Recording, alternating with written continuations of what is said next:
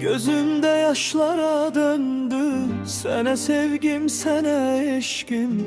Tutan da isteyelinden.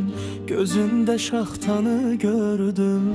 Yüreğimde kalan insan beni incitmez izim. Ayrılıktan uman insan arzuna yetme ezizim. Sene bir mahnı yazmışam, sözleri hoşumuza geldi. Sen beni unutup gittin, ben seni gözledim ancak.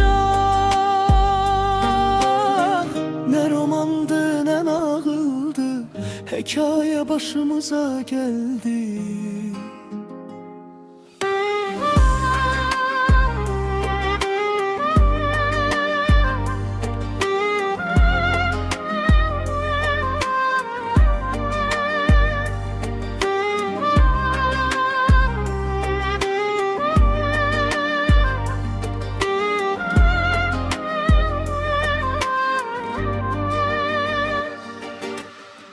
Mənə bir gülüş hediye, saklayarsan yanağında.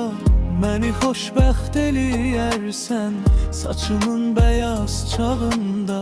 Qocalmışam daha bəndən, xəbərin olmadı məndən. İllərin eyfini çıxmaq mümkün deyil axı dəndən. Sənə bir mahnı yazmışam, sözleri hoşumuza geldi. Sen beni unutup gittin, ben seni gözledim ancak.